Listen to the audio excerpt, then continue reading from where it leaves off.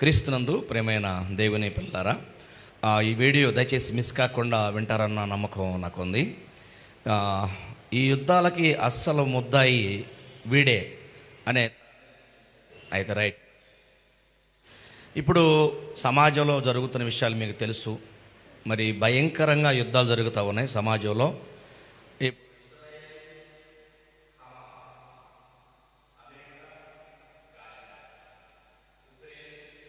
Russia, ఇప్పుడు మనకి అంటే ఇండియా, పాకిస్తాన్. మరి ఆ ఇండియా పాకిస్తాన్ జరుగుతున్న యుద్ధాలలో మీకు తెలుసు కదా, మరి మురళి నాయక్ అనుకుంటాను 25 సంవత్సరాల మంచి ఆర్మీ జవాన్, చిన్న వయసులో చూడండి, మీకు చూపిస్తున్నాను కదా కుమారుడు, చిన్న వయసులో ఆ బాబుకి నిజంగా దేవుడు ఆత్మశాంతి కలిగించాలని నేను మనస్ఫూర్తిగా కోరుతున్నాను. అందరూ కూడా ప్రార్థన చేయండి. 25 సంవత్సరాల వయసులో దేశం కొరకు ఏమండి, అతడు తీసుకున్న జాబు కూడా దేశం కొరకే నేను కష్టపడాలి, ప్రయాసపడాలని. నిజంగా ఎన్ని సంవత్సరాలు చదివాడో వాళ్ళ తల్లిదండ్రులు చదివించారో. కానీ ఇప్పుడు మీరు చూశారు ఈ యొక్క మురళి నాయక్ గారిని. అదేవిధంగా 42 సంవత్సరాల 42 బుల్లెట్లు దిగిన గుండెల్లో ఎవరు తెలుసా మీకు? మధుసూదన్ రావు అని నెల్లూరు జిల్లాలో నెల్లూరు జిల్లాలో ఉన్నటువంటి నెల్లూరు జిల్లాకు సంబంధించిన వ్యక్తి. అయితే బెంగళూరులో అతడు సాఫ్ట్వేర్ ఇంజనీర్గా పనిచేస్తున్నాడు.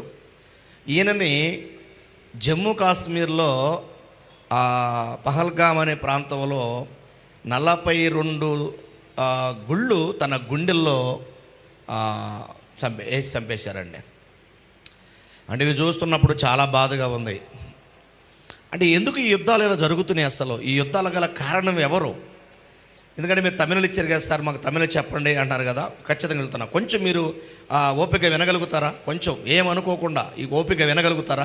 వినగలిగితే మాత్రం వండర్ఫుల్ విషయం, నిజాలన్నీ బయట పెడతాను. రియల్గా ఎవరికి తెలియని నిజాలు కూడా ఈరోజు మీకు బయట పెడతాను. ఓకే? ఎందుకంటే ఈరోజు జరుగుతున్న ఈ యుద్ధాలు మీరు అన్న చూస్తూ ఉంటే భయంకరంగా యుద్ధాల గురించి దేవుడు ఒక మాట చెప్పాడు. ఇది క్రైస్తవులకు ఉపయోగపడింది కాబట్టి క్రైస్తవుల కొరకు రెఫరెన్స్ ఇద్దాం. మిగతా బయట వినే వాళ్ళకి నేను తర్వాత చెప్తాను. కానీ దానికి ముందుగా అసలు యుద్ధాల గురించి ఏబు గ్రంథంలో ఏమన్నాడో, ఏబు గ్రంథం 7వ అధ్యాయము 1వ వచనంలో ఆ చివరి లైన్ ఒక మాట అంటాడు. 7వ అధ్యాయం స్క్రీన్ మీద చూపించాడు అందరూ కూడా. 7వ అధ్యాయం 1వ వచనంలో భూమి మీద నరుల కాలము చాలు. యుద్ధకాలం ఏ కాలం? భూమి మీద నరుల కాలం యుద్ధకాలము కాదా? ఎక్కడ చూసినా యుద్ధాలే కనబడుతున్నాయి. ఏ దేశం చూడు, ఏ రాష్ట్రం చూడు, ఏ జిల్లా చూడు, అన్ని చోట్ల యుద్ధాలు యుద్ధాలు యుద్ధాలు. మారణకాండ ఇర్మియా గ్రంథంలో ఒక మాట రాశాడు దేవుడు. ఇర్మియా గ్రంథం 50వ అధ్యాయంలో ఒక మాట ఉంది ప్రియులారా. 22వ వచనంలో ఆలకించుడి, దేశంలో యుద్ధధ్వని వినబడుచున్నది అంటాడు. అక్కడ గమనించారా? ఆలకించుడి, దేశంలో యుద్ధధ్వని వినబడుచున్నది, అధిక నాశన ధ్వని వినబడుచున్నది అన్నాడు. దేశములో యుద్ధధ్వని వినబడుతుంది. దేశములో ఏం వినబడుతుంది? యుద్ధధ్వని. ఎక్కడ చూసినా యుద్ధధ్వని వినబడుతుంది. దేవుడు ముందుగానే చెప్తున్నాడు యుద్ధధ్వని, యుద్ధధ్వని. ఇంతకీ ఈ యుద్ధానికి కారణం ఎవరు? అసలు ఎందుకు యుద్ధాలు జరుగుతున్నాయి అని ఇంతవరకు చాలామందికి అసలు ఈ యుద్ధం ఎక్కడ ఆరంభమైంది అది పాయింట్ ఇక్కడ. పాకిస్తాన్ ఇండియా కాదు, లేకపోతే యుక్రెయిన్ రష్యా, లేకపోతే హమాస్ ఇజ్రాయెల్, అలాగే అమెరికా గాజా, ఇలా అన్ని దేశాలలో ఒక దేశం మీదకి ఒక దేశం, ఒక రాష్ట్రం మీదకి మరొక రాష్ట్రం యుద్ధాలు జరుగుతున్నాయి. కానీ ఈ యుద్ధం అసలు ఎక్కడ ఆరంభమైంది అది ఇంపార్టెంట్ ఇక్కడ. ఈ యుద్ధం అసలు ఎక్కడ ప్రారంభం, ఎక్కడ అది తెలియాలి. నేను చెప్తున్నా, మళ్ళీ తప్పుగా అనుకున్నా నాకు తెలియదు, కానీ చాలామంది లోక అధికారులకు కూడా తెలియదు ఈ యుద్ధం ఎక్కడ జరిగిందో. ఈ యుద్ధం ఎక్కడ జరిగిందో మీకు చెబితే ఆశ్చర్యపోతారు. ప్రకటన గ్రంథం 12వ అధ్యాయము. ఈ యుద్ధాలకు మూలకారకుడు ఎవరు? రహస్య దొంగ. వీడి గురించి యేసు ప్రభు ఒక మాట చెప్పాడు. ఆది నుండి వాడు నరహంతకుడే అనే పదం చెప్తున్నాడు. దానికి ముందుగా నేను ఈ ప్రకటన గ్రంథం చూస్తాను మాట. ప్రకటన గ్రంథం 12:7 వచనంలో మాట రాయబడింది. అంతటా పరలోకమందు యుద్ధము జరిగెను. యుద్ధం ఎక్కడ జరిగిందంట? మిగతా వాళ్ళు చెప్పండి. పరలోకంలో జరిగింది యుద్ధం. జరిగాను. మికాయేలును అతని దూతలను ఆ ఘట సర్పముతో యుద్ధము చేయవలని ఉండగా ఆ ఘట సర్పమును దాని దూతలను యుద్ధము చేసిరి గాని గెలవలేకపోయిరి గనుక పరలోకమందు వారికి ఇక స్థలము లేకపోయేను. కాగా సర్వలోకమును మోసపుచ్చుచు అపవాది అనియు సాతాననియు పేరుగల ఆది సర్పమైన ఆ మహా ఘట సర్పము పడద్రోయబడెను. చూసారా ఎక్కడ పడద్రోయబడ్డాడు? భూమి మీద పడద్రోయబడ్డాడు. అది భూమి మీద పడద్రోయబడెను. దాని దూతలు దానితో కూడా పడద్రోయబడిరి. అది ఈ రహస్య దొంగ ఈ ప్రపంచంలో ఎవరికి తెలియదు. భూమి మీద పడదోయబడ్డాడు. ఇది ఎప్పుడు? అసలు యుద్ధాలు ప్రారంభం కాకముందే ఈడు పడదోయబడ్డాడు. యుద్ధం ప్రారంభంలోనే ఈడు పరలోకంలో యుద్ధం. మీకు పాకిస్తాన్ ఇండియాలో యుద్ధం తెలుసు, లేకపోతే రష్యా యుక్రెయిన్ యుద్ధం తెలుసు, లేకపోతే హమాస్ ఇజ్రాయెల్ తెలుసు, లేకపోతే అమెరికా గాజా తెలుసు. కానీ మీకు తెలియని అస్సలు యుద్ధం ఏంటంటే పరలోకంలో యుద్ధం ఏంటంటే బాబు, మీకు అర్థమైందా? పరలోకంలో యుద్ధం జరిగింది. అయితే ఆ యుద్ధంలో ఆ యుద్ధానికి కారకుడు ఒక దూత. ఈ దూత ఏం చేశాడు అనంటే పరలోకంలోని దేవదూతల పక్షాన దేవదూతగా ఉండేవాడు. అయితే పరలోకంలో ఈ దూతగా ఉన్నవాడే దురాత్మగా, సాతానుగా, ఘట సర్పంగా, ఆది సర్పంగా మారాడు. మీరు అడగొచ్చు, అదేం సార్ ఘట సర్పం ఎలాగా, ఆది సర్పం ఎలాగా, ఘట సర్పం ఇది ఎట్లా, సైతాన్ ఎట్లా అంటే, అవును ఆ దూతే ఘట సర్పంగా సైతానుగా మారాడు. ఎందుకు మారాడు సార్ అంటే పూర్తి వివరాలు ఇస్తా. మధ్యలో వదిలిపెట్టను, మీకు ఏదో తెలిసి తెలియకుండా 2 మాటలు చెప్పేసి పూర్తి మూలాధారాలతో ప్రింట్ టు ప్రింట్ మీకు ఇచ్చేస్తాను. రెఫరెన్స్ టు రెఫరెన్స్ ఖచ్చితంగా ఇచ్చేస్తాను. ఎందుకంటే ప్రపంచంలో ఏ నిజం బయటపడాలన్నా బైబిల్ ద్వారా బయటపడాలి. ఈ రహస్య దొంగను మనం పట్టుకోవాలి. అయితే వీడు దేవదూతగా ఉన్నాడు దేవుడి దగ్గర. అయితే దేవుడి దగ్గర ఉన్నప్పుడు దేవుడికి ఒక అలవాటు ఉంది. తన పిల్లలైనటువంటి అంటే మనుషులందరూ కూడా దేవుని పిల్లలు. మనుషుల్లో ఉన్న ఆత్మ దేవుని యొక్క ఆత్మ. అందుకే మనుషుని దేవుడిని పోలికగా మనిషిని చేశాడు, నరుని చేశాడని ఆదికాండలో మనం చూస్తాం. అయితే దేవుని పోలిక చేసిన మనిషి గురించి దేవుడు గొప్పగా మాట్లాడుకునే అలవాటు మనం ఏబు గ్రంథంలో మొదటి అధ్యాయంలో 6వ వచనం మనం చూడగలిగితే అక్కడ దేవుడు ఏబు గురించి దేవదూతలందరూ కూడా దేవుని సన్నిధికి వచ్చిన సమయంలో దేవుడు అడుగుతాడు అపవాదిని. ఆ 8వ వచనం బాగుండదు. 8వ వచనం అందుకు యెహోవా, లేకపోతే వాళ్ళకి అర్థం అవ్వడం కోసం 6వ వచనం నుంచి బాగుండదు. దేవదూతలు యెహోవా సన్నిధిని నిల్చుటకై వచ్చిన దినమొకటి తటాస్తించెను. ఆ దినమున అపవాదియగు వాడు వారితో కలిసి వచ్చెను. యెహోవా, నీవు ఎక్కడి నుండి వచ్చితివని వాడిని అడగగా అపవాది, భూమి మీద ఇటు అటు తిరుగులాడుచు అందులో సంచరించుచు వచ్చితినని యెహోవాకు ప్రత్యుత్తరం ఇచ్చెను. అందుకు యెహోవా, నీవు నా సేవకుడైన యోబు సంగతి ఆలోచించితివా? అతడు యథార్థవర్తుడు, న్యాయవంతుడు, దేవుని యందు భయభక్తులు కలిగి చెడుతనం విసర్జించిన వాడు, భూమి మీద అతని వంటి వాడెవడునూ లేడు అని అడుగగా అపవాది, యోబు ఊరికయే దేవుని యందు భయభక్తులు గలవాడా? అంటే చదివిన వాక్యం ఏమవుతుంది మీకు? దేవుడు తన పిల్లల గురించి గొప్పగా చెప్పుకునే అలవాటు ఉంది. ఆ గొప్పగా చెప్పుకునే అలవాటు ఏంటంటే నా పిల్లలకే పరలోకం ఇస్తా, నా పిల్లలకే పరలోకం ఇస్తా. మీరంతా ఎవరు? దేవదూతలు. దేవదూతలు అంటే ఎవరు? కన్నాడా దేవదూతల్ని చేశాడా అంటే చేశాడు. 148వ కీర్తన నేను ఒకసారి 148వ కీర్తన 5వ వచనంలో ఒక మాట రాబడింది, యెహోవా ఆజ్ఞనీయగా అవి పుట్టెను అన్నాడు. ఆ దేవదూతల గురించి ఆ లిస్ట్ అంతా కూడా మీకు 148వ కీర్తన మొదటి నుంచి మీరు ఆ వచనాలు మొత్తం చదివితే పై భాగంలో దూతల గురించి మాట్లాడుతూ 5వ వచనంలోకి వచ్చేటప్పటికే ఏమన్నాడు తెలుసా? ఆయన ఆజ్ఞనివ్వగా ఈ దూతలు పుట్టారు. రైట్. అయితే ఇక్కడ మీకు ఒక మాట చెప్పాలనుకుంటున్నా. ఆజ్ఞనీయగా పుట్టినంటే ఈ దేవదూతను దేవుడు కనలేదు, మనల్ని మాత్రం దేవుడు కన్నాడు. ఆదాము ద్వారా మనం అందరం వచ్చాం. ఆదాముని కంద దేవుడు, మొదటి మానవుడు, మాది మానవుడు కంద దేవుడు. బైబిల్ ఆధారం ఖచ్చితంగా దీన్ని కాదనే మగాడు ఈ ప్రపంచంలో మళ్ళీ సవాల్ చేస్తున్నాడు ఎల్పి యాకోబ్. కాబట్టి ఎవరు కాదనలేదు దీన్ని. ఆది మానవుడు ఆదాం. అయితే ఆదాము గర్భానికి మనం అందరం వచ్చాం. అయితే ఆదాము మొదటి మానవుడు దేవుని వచ్చాడు, కానీ దేవదూతలు దేవుని వచ్చినాడు కాదు. దేవుడు కలగమనగానే కలిగిన దేవదూతలు.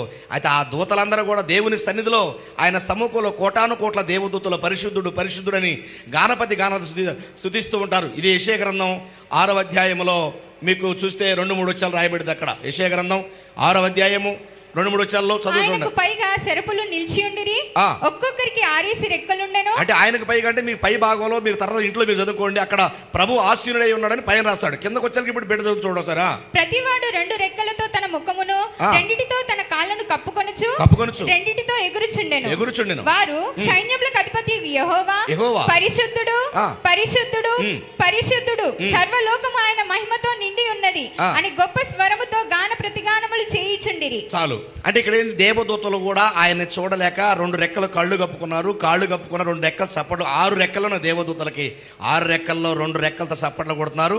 2 రెక్కలు పాదాలు కప్పుకున్నారు, 2 రెక్కలు కళ్ళు కప్పుకున్నారు. 2 రెక్కలతో చప్పట్లు కూడా దేవుని ఆరాధిస్తున్నారు. అంటే దేవదూతల పని ఏంటంటే దేవుని స్తుతించే పని. పరలోక సమూహంలో దేవుని సింహాసనం, అత్యున్నతమైన సింహాసనం దగ్గర దేవుణ్ణి ఆరాధించేటువంటి మంచి ఒక అలవాటు ఉంది దేవదూతలకి. దేవుడు అందుకు కలుగు చేసుకున్నాడు. రైట్. అయితే ఈ దూతల్లో ఒక దూత ఏం చేసిందంటే, యెషయా గ్రంథం 14వ అధ్యాయములో మీరు 13వ వచనం నుంచి మీరు చదివితే ఒక వండర్ఫుల్ లెసన్ మీకు దొరికిద్ది అన్నమాట. ఆ దూతల్లో ఒక దూత ఏమనుకుంటున్నాడు చూడండి, నేను ఆకాశం ఎక్కిపోతాను, దేవుని నక్షత్రములకు పైగా నా సింహాసనమును హెచ్చింతును, అబ్బా ఉత్తర దిక్కుననున్న సభా పర్వతం మీద కూర్చుంటాను, మేఘమండలం మీద కెక్కుదును, అబ్బా మహోన్నతునితో నన్ను సమానునిగా మహోన్నతునితో సమానునిగా చేసుకుందునని నీవు మనసులో అనుకున్నాడు. ఎప్పుడైతే ఈ మాట అనుకున్నాడో దేవుడు చేశాడంటే పరలోకాన్ని ఇవ్వనని చెప్పాడు. హెబ్రీ పత్రిక 2వ అధ్యాయం. పరలోకాన్ని నేను ఇవ్వను, నీకు నా పిల్లలకే ఇస్తాను. నువ్వు పరలోకంలో పరలోకాన్ని కాదు, పరలోకంలో ఉన్న సింహాసనాన్ని మీకు ఇవ్వను. సింహాసనం మాత్రం నా పిల్లలు సింహాసనం మీద కూర్చుంటారు. ఆత్మలుగా వచ్చి దేవుని కోసం యథార్థంగా బతికి, నీతిగా బతికి, నిజాయితీ బతికి, మంచి చేసి, మేలు చేసి, ఉపకారం చేసి, అనేకులు సహకారంగా ఉన్న వాళ్ళు తప్పకుండా నన్ను తెలుసుకొని నా నామాన్ని ఎరిగినటువంటి వారు రక్షణ పొంది వారు ఖచ్చితంగా పరలోకం కనుక వస్తే వారికి సింహాసనం ఇస్తాను. నీకు మాత్రం సింహాసనం లేదు, నువ్వు సేవ మాత్రమే చేస్తుండాలి అని దేవుడు చెప్పాడు. తప్పు కాదు కదా. మీరు అనుకోవచ్చు, మీరు దేవుడు స్వార్థం కాదు. మీ ఇంట్లో పని చేస్తున్నారు అనుకోండి, మీ ఇంట్లో ఒక వ్యక్తి పని చేస్తున్నాడు, పాకి పనో లేకపోతే ఏదో భాషలు కడగడమో బట్టలు ఉతకడమో చేస్తున్నారు. నమ్మకంగా మీరు ఒక్కోసారి ఊరు వెళ్ళినప్పుడు తాళాలు ఇస్తారు వాళ్ళకి, పని వాళ్ళు కాబట్టి అని చెప్పేసి ఇల్లు మొత్తం ఇచ్చేస్తారా? ఇవ్వలేరు. సేవకులే. కాబట్టి దేవదూతలు ఎవరు? సేవకులైన వారికి దేవుడు ఏమన్నాడు, పరలోకం ఇస్తాను కానీ సింహాసనం మాత్రం మీరు కూర్చునే అధికారం లేదు. ఎందుకంటే మిమ్మల్ని నేను కనలేదు, మిమ్మల్ని నేను కలుగు చేసుకున్నాను సేవకులుగా, దూతలుగా ఉండాలని అని దేవుడు చెప్తే అదేం చేసింది? లేదు, మహోన్నతుని కంటే పై స్థానంలో నేను కూర్చోవాలి. చూడు, మహోన్నతునితో సమానం కంటే పై స్థానంలో కూర్చోవాలట దేవుడితో. అప్పుడు దేవుడు మికాయేలు దూతను పంపించి, ప్రారంభంలో మీరు చెప్పాను చూడు, ప్రకటన గ్రంథంలో 12వ అధ్యాయం 7వ వచనంలో ఆ ఘటసర్పంతో మికాయేలు దూత యుద్ధము చేయగా మికాయేలు ఆ ఘటసర్పమును దాని దూతలను భూమి మీదకి వచ్చిరి. ఇది పాయింట్. ఇక్కడ ఉంది, జాగ్రత్తగా వినాల. ఈ భూమి మీదకి వచ్చిన వాడు అదృశ్యుడిగా వచ్చాడు. వీడి పేరు వాయుమండలపు శక్తి అంటారు. వీడిని అదృశ్యుడిగా ఉన్నాడు, అదృశ్య వినాశిని. కాబట్టి వీడు తంటాల మారి, వీడి ఘటసర్పం. వీడు భూమి మీదకి వచ్చి అనేక పట్టణాలలో, గ్రామాలలో యుద్ధం పెడుతున్నాడు. ఎందుకు యుద్ధం పెడుతున్నాడు? దేవుడేమన్నాడు, నా పిల్లలకి పరలోకంలో సింహాసనం ఇస్తాను అన్నాడు, నీకు మాత్రం ఇవ్వనన్నాడు. ఇప్పుడు అపవాది ఏం ప్లాన్ చేసింది? నాకు సింహాసనాన్ని ఇవ్వవా? ఆహా, అయితే నీ పిల్లలకి ఇస్తావా? అయితే నీ పిల్లలు పరలోకం రానియకుండా భూమి మీదనే, భూమి కోసమే కొట్టుకొని తన్నుకునేలాగా నేను చేస్తానని చెప్పాడు. అయితే అపవాదితో దేవుడు ఏమన్నాడు? ఇప్పుడు చదువుతుంది హెబ్రీ పత్రిక 2వ అధ్యాయం 5వ వచనంలో, మనం మాట్లాడుచున్న ఆ రాబోవు లోకాన్ని ఆయన దూతలకు లోపరచలేదు. చూసారా? చాలు. దూతలకి అంటే అర్థమైంది, ఆ సింహాసనాన్ని దేవుడు ఇవ్వనని చెప్పాడు. దాని ఆ రాజ్యాన్ని, ఆ లోకాన్ని అపవాదికి లేకపోతే దేవదూతలకి ఆయన లోపరచలేదు. అయితే దేవదూత ఏం చేశాడంటే దెయ్యంగా మారిపోయాడు. అంటే దాని స్వభావమే దెయ్యం. అంటే దెయ్యం అంటే మళ్ళీ కొమ్ములు ఉంటాయి, తెల్ల చీర, మల్లెపూలు, జడ ఎర్రబూసుకోవడం, వీళ్ళు ఎవరో చెప్పిన కట్టుకథలు మీరు నమ్మకడ, అవన్నీ పచ్చి అబద్ధాలు. ఓకే, కాబట్టి నేనేమంటానంటే ఇక్కడ తెల్లచీర కట్టుకోదు, మల్లెపూలు పెట్టుకోదు, మెడలు వెనక్కి ముందుకు, అన్నీ పచ్చి అబద్ధాలు. సినిమాలు తీసుకోవడం కొరకు డైరెక్టర్లు, ప్రొడ్యూసర్లు, నిర్మాతలు ఆ సినీ ఇండస్ట్రీలో కళ్ళమ్మ తల్లి పేరు మీద డబ్బులు పోగు చేసుకోవడం చెప్పారు తప్ప వెనక్కొండ ముందుకొండవు. దెయ్యం నీలా కొమ్ములు గిమ్ములు ఏముండవు. ఇదంతా మానవుడు చేసుకుంది. వాడు మనిషి హృదయంలోకి ఎంటర్ అవుతాడు. బిన్ లాడెన్లోకి ఎంటర్ అయిపోయి ఏ విధంగా 110 అంతస్తులు కూల్చేశాడో భవనాన్ని, అలాగా ఎంటర్ అవుతాడు. అలా ఎంటర్ అయిన వీడు భూమి మీదకి వచ్చేసాడు. భూమి మీదకి వచ్చి ఇందాక చదివారు మీకు, ఆ ఘటసర్పం భూమి మీద పడద్రోయబడిను. ఆ మాట చదివి ఒకసారి ప్రకటన గ్రంథం 12వ అధ్యాయము 7వ వచనంలో ఒక మంచి మాట అక్కడ చూడండి. అక్కడ అంతటా పరలోకమందు యుద్ధం జరిగెను, మికాయేలును అతని దూతలను ఆ ఘటసర్పంతో యుద్ధం చేయవలనని ఉండగా. ఆమేన్. చప్పట్లు కూడా గట్టిగా వస్తారు అందరూ కూడా. యుద్ధం ఎందుకు చేసింది? యుద్ధం చేయాలని దేవదూతలు అనుకుంటున్నారు ఈ ఘటసర్పంతో.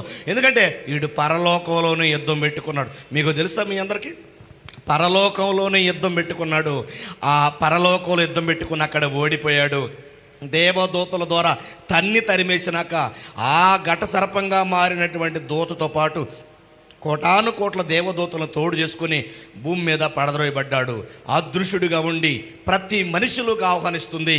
ఆ మనిషిలోకి ఆహ్వానించి ఇదిగో పరలోకం వెళ్ళబాకండా కానీ భూమి కోసం మీరు యుద్ధం చేసుకోండి. అదే కదా ఈరోజు పాకిస్తాన్ ఇండియా మీదకి వచ్చిందంటే కొంతమంది చెప్తున్న న్యూస్లో, మరి ఎంత వాస్తవం నాకు తెలియదు కానీ ఏం చెప్తున్నారు, వారు జమ్మూ కాశ్మీర్ వారికి ఇవ్వాలంట, వారు పాకిస్తాన్లో కలుపుకోవాలంట. ఇక ఒక పక్క చూస్తే అమెరికా ఏమడుగుతుంది, గాజా మాకు ఇచ్చేసేయండి అని గాజాని.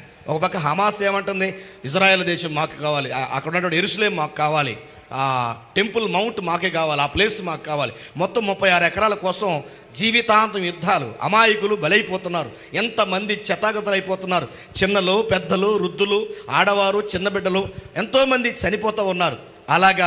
అలా ఎంతోమంది చనిపోతూ మరి భయంకర స్థితిలో ఉన్నప్పుడు మరి యుద్ధాలు కారణం వాడే. అందుకే యేసు ప్రభు వీడి గురించి ముందు చెప్పాడు. యోహాను సువార్త 8వ అధ్యాయం తీయండి ఒకసారి. యోహాను సువార్త 8వ అధ్యాయము 44వ వచనంలో యేసు ప్రభు మాట చెప్పాడు వీడి గురించి. మీరు మీ తండ్రి యొక్క అపవాది సంబంధులు, మీ తండ్రి దురాశలు నెరవేర్చగోరుచున్నారు. ఆది నుండి వాడు నరహంతకుడు. ఆమేన్. చప్పట్ల గట్టి కూడా దేవుడు మైపరచు. ఆది నుండి వాడు నరహంతకుడు. కానీ మీ అందరూ చెబుతున్నా, ఎవరు నమ్మినా నమ్మకపోయినా మాకు అవసరం లేదు సరే అంటారా? డోంట్ వరీ, నో ప్రాబ్లం మాకు. కానీ నిజం చెప్తున్నాం, ఆది నుండి నరహంతకుడు వీడే. ఈ నరహంతకుడు మనిషిలో దూరాడు. మనిషికి పడకుండా, గ్రామానికి పడకుండా, పల్లెకి పడకుండా, ఊరుకు పడకుండా, జిల్లాకి పడకుండా, మండలానికి పడకుండా, రాష్ట్రానికి మరో రాష్ట్రానికి పడకుండా, దేశానికి మరో దేశానికి పడకుండా, ఖండానికి మరో ఖండానికి పడకుండా, ఇలా విచ్చలవిడిగా చంపుకొని చచ్చేటట్టుగా మార్చేశాడు. మానవ హృదయాల్లో ఆవహించాడు. నరబలి జరుగుతుంది భయంకరంగా, భూమి మీద రక్తం ప్రవహిస్తూ ఉంది. అందుకే ఆది నుండి వాడు నరహంతకుడని యేసుక్రీస్తు ప్రభుల వారు స్పష్టంగా చెప్పకనే చెప్పాడు. అందుకే ప్రియ దేవుని పిల్లరా, చాలామందికి ఈ సంగతి తెలియదు. ఇదంతా ఒట్టిదని అనుకుంటారేమో. అపోస్తలుడైన పౌలు గారు ఒకనాడు యేసు ప్రభుని రియల్గా దర్శనం చూసి, ఒకనాడు క్రైస్తవులందరిని చంపుతూ ఉన్నవాడు. అటువంటి వాడు యేసు ప్రభు దర్శనం పొందినాక క్రీస్తుకు సాక్షిగా ఉన్నప్పుడు పౌలు గారు మాట్లాడిన మాటలు, ఈ దురాత్మ గురించి ఏం మాట్లాడాడో చాలామంది మనుషులు నమ్మరు. కాబట్టి అనుభవించినటువంటి పౌలు గారు ఏమన్నాడో చూడండి ఒకసారి. మీ అందరం ఎఫెసీ పత్రిక 6వ అధ్యాయం తీయండి ఒకసారి. ఎఫెసీ పత్రిక ముగిచేస్తానిక 6వ అధ్యాయంలో ఏమి రాయబడిందో చూడండి. ప్రేమైన దేవుని పిల్లలారా, దేవుడు చెబుతున్న వాస్తవాలు మనం తెలుసుకోవట్లేదు, నమ్మట్లేదు. అందుకే మనిషి మీద మనిషి పగ అయిపోయింది. కక్ష, కార్పణ్యం, మరి అక్రమం విస్తరించుడు చేత ఏం జరుగుతుంది? అనేక మందిలో ప్రేమ చల్లారిపోతూ ఉంది. అందరూ ఒక తండ్రి బిడ్డలుగా పుట్టాం. తెలుసా మీకు? అందరూ ఒకే తండ్రి బిడ్డలు కదా, అవునా కదా? అందరూ ఒకే తండ్రి బిడ్డలుగా పుట్టాం. ఒక తండ్రికి పుట్టిన బిడ్డలు ఈరోజు కులాలుగా, వర్గాలుగా, వర్ణాలుగా విడగొట్టుకున్నాం.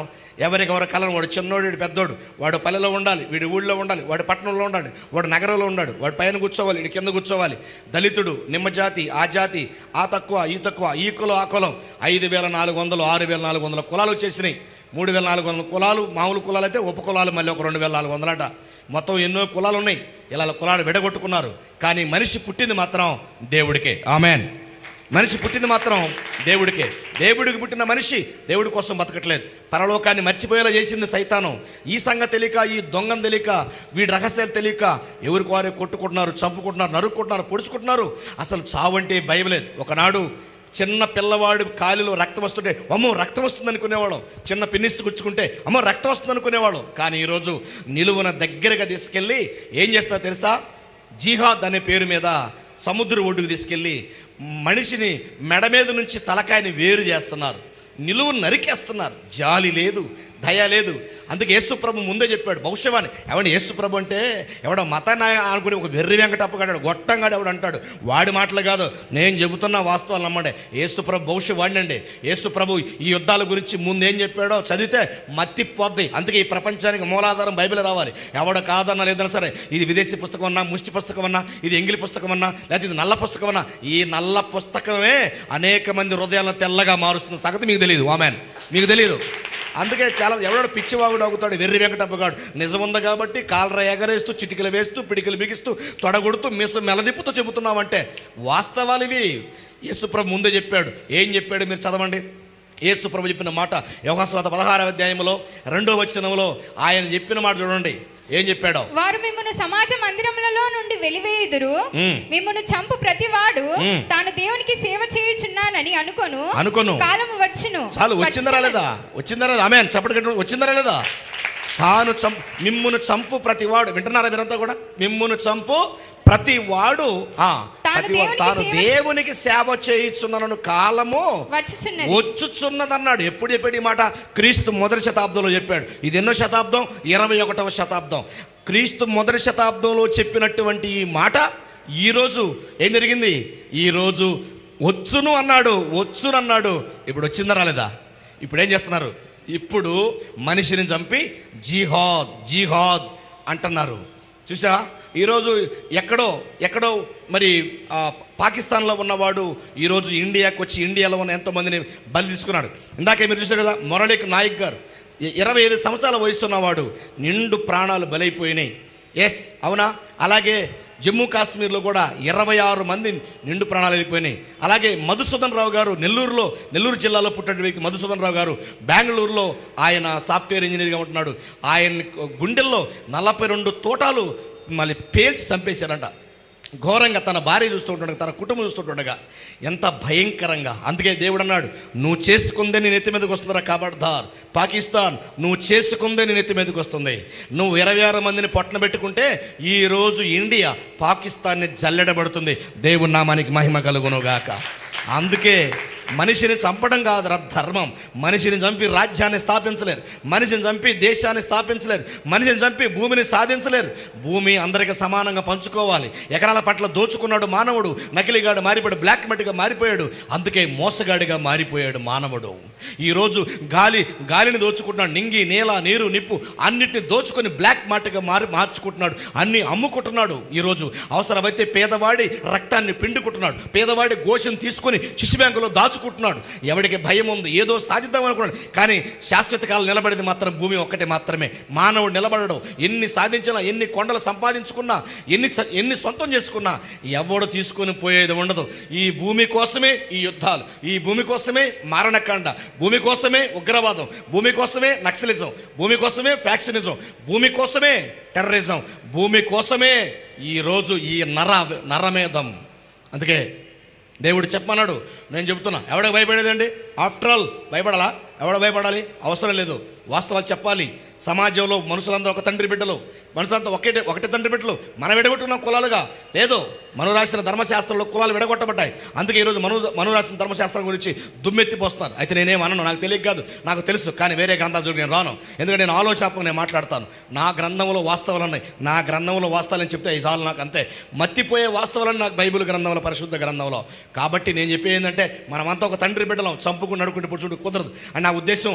నేనేమంటాను ఇక్కడ అంటే ఇండియా వెళ్ళి పాకిస్తాన్ చంపొద్దని కాదు, లేదా ఇంకోటం కాదు. అసలు ఈ యుద్ధాలకు కారణం వాడు, ఆది నుండి నరహంతకుడే అన్నాడు. అసలు యేసు ప్రభు భవిష్యవాణిలో మత్తయి సువార్త 24వ అధ్యాయంలో ఆయన ఏమన్నాడు తెలుసా?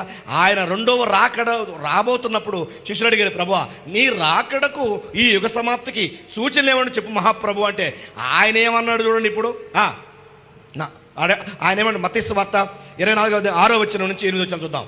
మరియు మీరు యుద్ధాల గురించి సమాచారం గూర్చి వినబోదురు. మీరు కలవరపడకుండా చూసుకోండి. ఇవి జరగవలసి ఉన్నవి గాని అంతము వెంటనే రాదు. ఆమెను క్రైస్తవులారా గమనించండి, అంతం వెంటనే రాదు. మీరు ఎన్ని చెప్పుకుని రాదు, అంతం రాదు. ఇవి జరగవలసి ఉన్నాయి.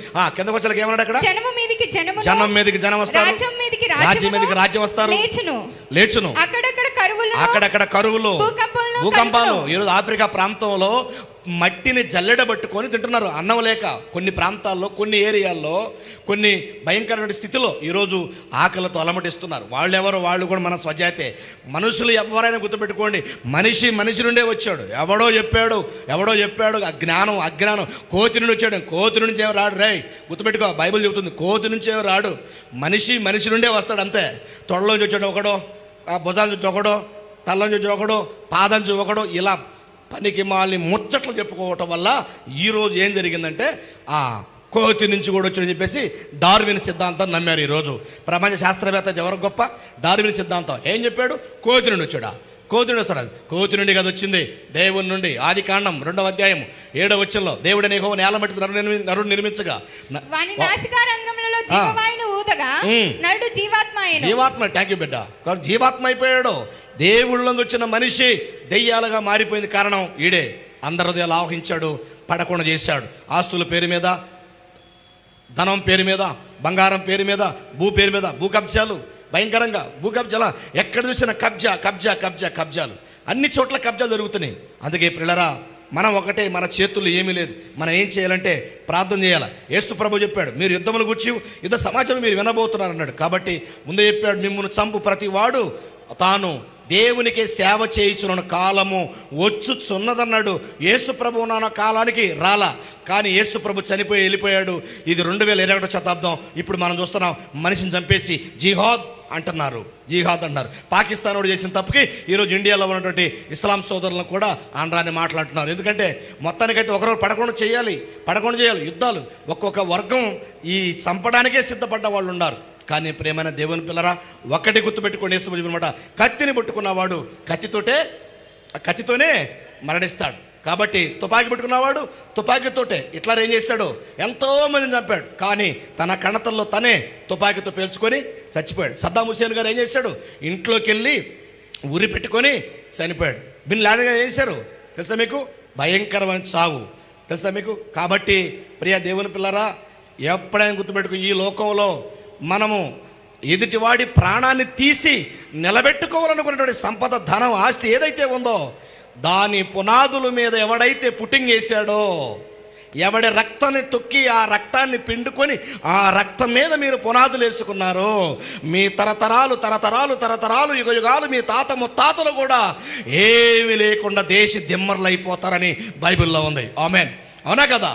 బైబిల్లో ఉంది. కాబట్టి ఎవరైనా సరే అక్రమముగా మీ పెట్టుబడి నిలబెట్టుకోవాలనుకొని, అక్రమముగా భూమిని అక్రమంగా ఎదుటివాడి రక్తాన్ని పిండుకొని దాచుకొని శిశు బ్యాంకుల్లో దాచుకోవాలి అనుకుంటే ఖచ్చితంగా ఏమీ నువ్వు అనుభవించు. అందుకే బైబిల్ అంటాడు, ఐశ్వర్య పొంద ప్రయాసపడకు, అట్టి అభిప్రాయం కలిగి నీ విడిచిపెట్టు, నీవు దాని మీద దృష్టి నిలిపిన తోడు నిశ్చయంగా రెక్కలు ధరించి ఆకాశానికి ఎగిరిపోతున్నాడు. ఇది సామెత 23వ అధ్యాయంలో ఇది 4 వచ్చిన ఈ మాట రాయబడింది. కాబట్టి నిశ్చయంగా ఎగిరిపోద్ది. ప్రసంగి గ్రంథంలో కూడా సొలొమోను మహారాజు కూడా మహాజ్ఞాని అయిన వాడు ఏమన్నాడు తెలుసా? ధనవంతులకు అపేక్షించేవారు అక్కడ ఏమన్నాడంటే, ఇదిగో ధనవంతులు ఆ ధనం ఎక్కువ వల్ల దాన్ని భక్షించేవారు ఎక్కువ అవుతారు. కాబట్టి ఆస్తి ఎక్కువ చేత దాన్ని భక్షించేవారు ఎక్కువ. నీవు దాన్ని చూచుడే కానీ దానివల్ల తృప్తి నువ్వు పొందవన్నాడు. ఇది ప్రసంగి గ్రంథం 5వ అధ్యాయం 10వ వచనంలో ఈ మాట రాయబడింది. అలాగే తిమోతి రాసిన మొదటి పత్రిక 6వ అధ్యాయంలో 6వ వచనం ఏమన్నా తెలుసా? సంతృష్టి సహితం దైవభక్తి గొప్ప లాభ సాధనమై ఉన్నది, మనం ఈ లోకంలో ఏమి తేలేము, ఇందులోంచి ఏమీ తీసుకొని పోలేమంటాడు. ఆఖరికి 8-9 వచనం చూస్తే, ఇదిగో కొందరు దీన్ని ఆశించి విశ్వాసం తొలగిపోయి తమను పొడుచుకొని సచ్చిరి అన్నాడు. కాబట్టి ధనం కొరకు పాకులాడుతున్నారు. కాబట్టి యుద్ధాలు ఈరోజు భూమి కోసం భయంకరంగా, ఆ భూమి బొగ్గు గనుల కోసం, బంగారపు గని కోసం, కొండల కోసం ఈ రాజకీయ పేర్ల మీద ఈరోజు దాచుకొని అమాయక కుటుంబాలు బలైపోతున్నాయి. పిల్లరా, మన చేతుల్లో ఏమీ లేదో ప్రార్థన చేద్దాం. యేసు ముందే చెప్పాడు, వాడు ఆది నుండి నరహంతకుడై వీడు దూరాడు. ఈ ప్రపంచంలో ఎవరిని ఆవహిస్తాడో తెలియదు, వాడు అనేక మంది నాశనం చేస్తాడు. యేసు ప్రభువును నమ్మడానికి ఇస్కరియోతును ప్రేరేపించింది గుర్తుపెట్టుకోండి. యేసు నమ్మడానికి ఇస్కరియోతుని ప్రేరేపించింది తెలుసా మీకు? అందుకే నేను చెబుతూ ఉన్నా, ఈరోజు క్రైస్తవుల మీద దాడులు జరుగుతున్నాయి. క్రైస్తవులను చంపుతా ఉన్నారు భయంకరంగా, ఘోరంగా. ఇది ఏంటంటే అపవాది సువార్త ప్రకటించకూడదని. ఇంక మళ్ళీ సువార్త ప్రకటిస్తున్న వాడిని మాత్రం జైల్లో వేస్తున్నారు. కానీ 24 గంటల ముందు దాకా వీధులు తిరిగేవాడిని చేయలేరు. తిరిగేవాడు తీసేయి. అసలు అమ్మేవాడిని వేయాలి కదా ముందు. అమ్మేవాడు లేకపోతే కొనేవాడు ఉన్నాడు కదా. అమ్మేవాడిని వేయట్లేదు, కానీ ఎవరిని వేస్తున్నారు? మంచి మాటలు, నీతి మాటలు, అయ్యా నీ కుటుంబాన్ని కట్టుకో, మంచిగా ఉండు, భార్య సమాధానంగా ఉండి, ఐక్యత కూడా చెబుతున్న వారిని జైల్లో వేస్తున్నారు. తప్పుడు నేరాలు మోపుతున్నారు, అబద్ధపు కేసులు పెడుతున్నారు. ఈ విధంగా నాశనం చేస్తూ ఉన్నారు. ఇది కారణం ఎందుకున్నారు? అపవాది. అబద్ధమునకు జనకుడైన అపవాది ఆది ఘటసర్పం భూమి మీద పడదరేయబడ్డాడు, యుద్ధాలు చేస్తున్నాడు. కాబట్టి నేను ముగిస్తాను, వీడియో ఎక్కువైంది కాబట్టి నేను ముగిచేస్తున్నా. కాబట్టి యేసు ప్రభు చెప్పిన మాట ఒక్కటే, మీరు యుద్ధముల గూర్చి యుద్ధ సమాచారం గురించి మీరు వినబోదురు అన్నాడు. యేసు ప్రభు చెప్పినట్టుగా యుద్ధాలు జరుగుతున్నాయి. అందుకే క్రైస్తవులకు మాత్రం ఒక పిలుపునిస్తున్న బైబిల్ని బట్టి అదేం తెలుసా? ఇది ఆయన రాకడ కూడా సూచనలు అన్నాడు. అక్కడక్కడ కరువులు, భూకంపులు, రాజ్యాల మీదకి రాజ్యాలు, యుద్ధాల మీద యుద్ధాలు జరుగుతాయి అన్నాడు. జరుగుతున్నాయి. అందుకే యేసు ప్రభు త్వరలో రానై ఉన్నాడు. ఆత్మరక్షణ పొందండి. మీకు మరో జీవితం ఉంది, మరో బ్రతుకు ఉంది, మీకు మరో జన్మ మాత్రం మీకు లేదు, మరో బ్రతుకు మాత్రమే మీకు ఉంది.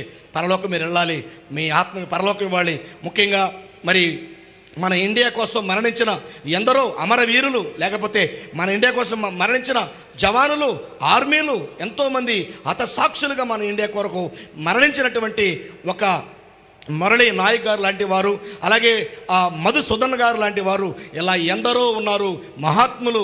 వారి కొరకు ప్రార్థన చేయండి. దేశ సరిహద్దుల్లో సైనికులుగా ఉండి మన ప్రాణాలు కాపాడటం కొరకు వారు ప్రయాసపడుతున్నారు. వారి కోసం ప్రార్థన చేయండి.